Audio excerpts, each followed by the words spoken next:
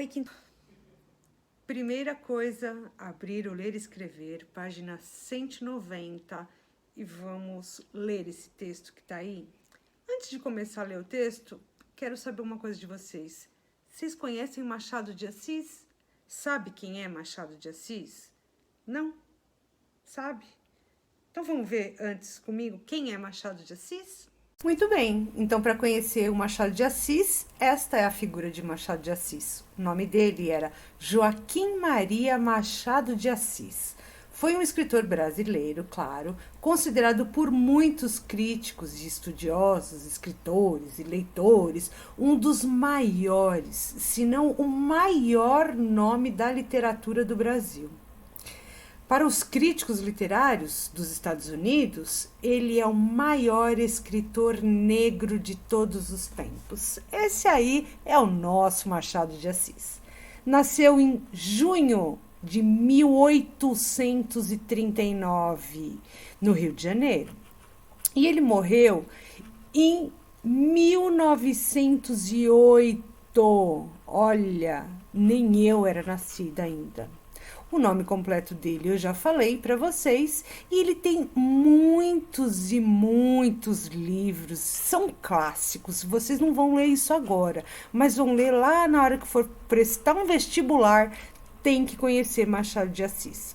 Tá? Ele foi influenciado por outros escritores, dentre eles Eça de Queiroz e Shakespeare, que é, vocês vão lembrar do Shakespeare, Romeu e Julieta. Tá? Dentre outras. Algumas obras aí do Machado de Assis, a gente pode dizer que é Memórias Póstumas de Brás Cubas, Dom Casmurro, Quincas Borba e O Alienista. Tá? O alienista é a palavra que se usava antigamente para psicólogo. Antigamente não chamava psicólogo, chamava alienista. E se vocês procurarem lá no Netflix, tem uma série lá, O Alienista. Peça para a mamãe ou para o papai para dar uma olhadinha. Ele vai descobrir alguns mistérios de acordo com a mente. Agora que a gente já sabe quem é Machado de Assis, nós vamos ler esse texto dele, que chama Um Apólogo. Um Apólogo. O que é apólogo? Será que só pelo nome eu já sei o que é apólogo? Acho que ficou meio difícil, né? Então, vamos ler o texto primeiro para ver se a gente descobre o que é apólogo. Então, vamos lá.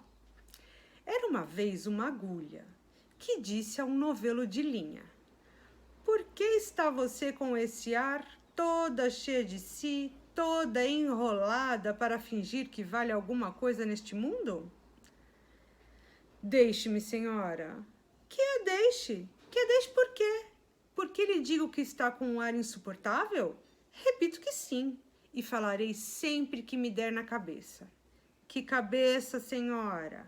A senhora não é alfinete, é agulha. A agulha não tem cabeça. Que lhe importa o meu ar? Cada qual tem o ar que Deus lhe deu. Importe-se com a sua vida e deixa dos outros. Mas você é orgulhosa. De certo que sou. Mas por quê? É boa. Por que coso? Então os vestidos enfeites de nossa ama, quem é que os cose? Senão eu. Você? Esta agora é melhor. Você que os cose? Você ignora que quem os cose sou eu, e muito eu.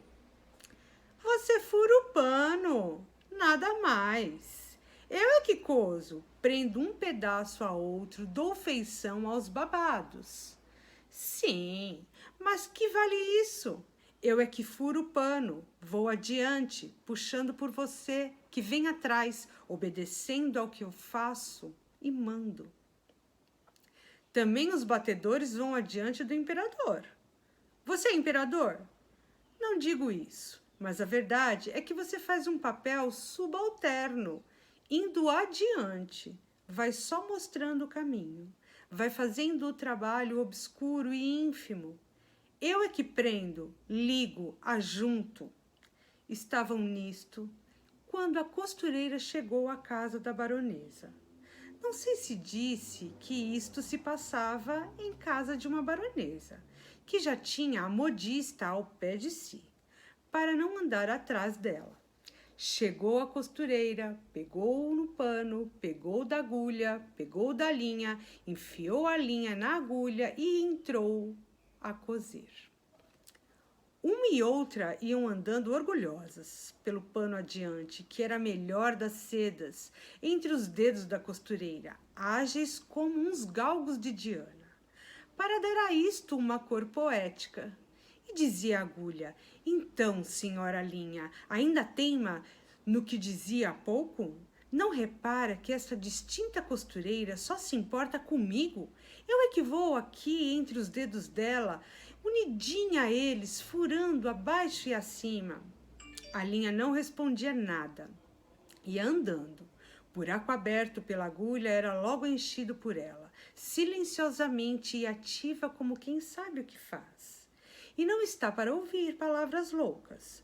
A agulha, vendo que ela não lhe dava resposta, calou-se também e foi andando. E era tudo silêncio na saleta de costura. Não se ouvia mais que o plic, plic, plic, plic da agulha no pano. Caindo o sol, a costureira dobrou a costura. Para o dia seguinte, continuou ainda nesse e no outro, até que no quarto acabou a obra e ficou esperando o baile. Veio a noite do baile e a baronesa vestiu-se. A costureira que a ajudou a vestir-se levava a agulha espetada no corpinho para dar um ponto necessário. E quando compunha o vestido da bela dama e puxava a um lado ou outro, arregaçava daqui ou dali, alisando, abotoando, acolchetando a linha para mofar da agulha. Perguntou-lhe: ora, agora, diga-me quem é que vai ao baile, no corpo da baronesa, fazendo parte do vestido e da elegância? Quem é que vai dançar com ministros e diplomatas, enquanto você volta para a caixinha da costureira, antes de ir para o balaio das mucamas? Vamos, diga lá. Parece que a agulha não disse nada, mas um alfinete de cabeça grande e não menor experiência murmurou à pobre agulha: anda, aprende, tola. Cansaste em abrir caminho para ela e ela é que vai gozar da vida, enquanto aí ficas na caixinha de costura. Fazes como eu, que não abro caminho para ninguém, onde me espetam, fico. Contei essa história a um professor de melancolia, que me disse, abanando a cabeça: também eu tenho servido de agulha a muita linha ordinária. Muito bem, depois de ler o texto, saber quem é Machado de Assis, a gente vai responder aí essas questões que eles estão solicitando, tá? Então, ó, preste muita atenção. O texto apresentado, ele foi escrito pelo Machado de Assis. Está perguntando se você conhece o autor. Eu já dei um leve spoiler de quem ele é e mostrei para vocês. Então, você pode colocar aí. Já leu algum livro dele? Puxa, vê se você tem algum livro aí que você tenha lido. Eu acredito que não, mas, né? Saberia dizer qual é o gênero do texto? Que tipo de texto é esse que tem em cima? É um texto jornalístico? É um texto de mistério? É um texto de fábula? É um conto? Então, percebam aí o que é. Letrinha B. Converse com seu professor e seus colegas sobre cada uma dessas questões acima.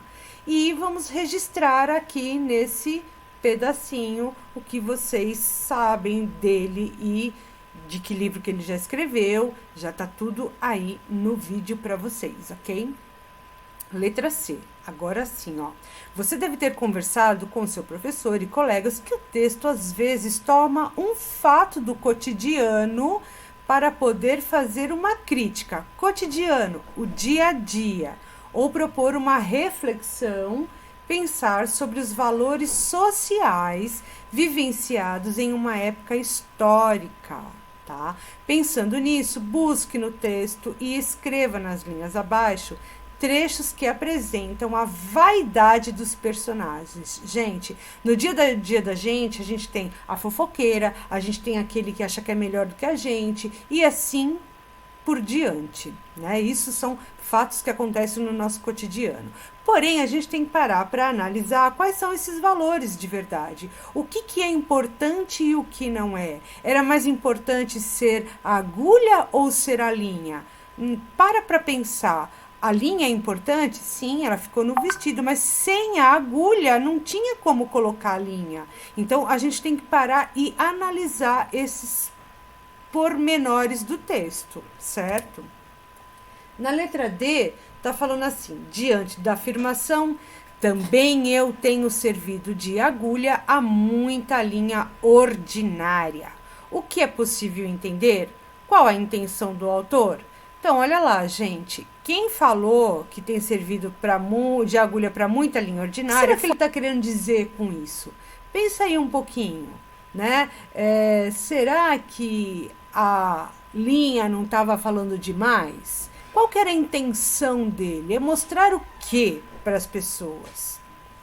Letra E. Que aspecto da vida das pessoas o autor critica com esse texto?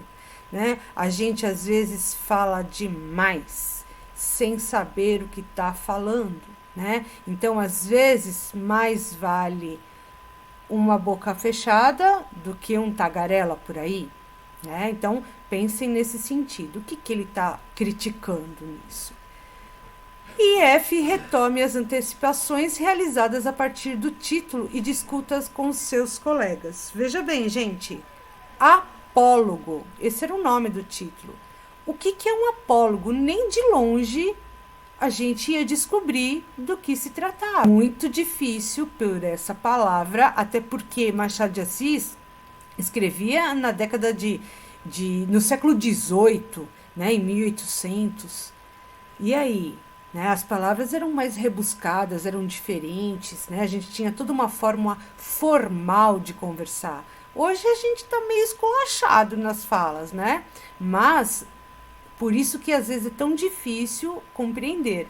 E existem algumas palavras no texto também que a gente precisa procurar no dicionário.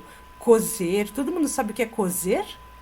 Né? Então, procurem as palavrinhas aí e verifiquem quais vocês não sabem qual é e procurem no dicionário, certo?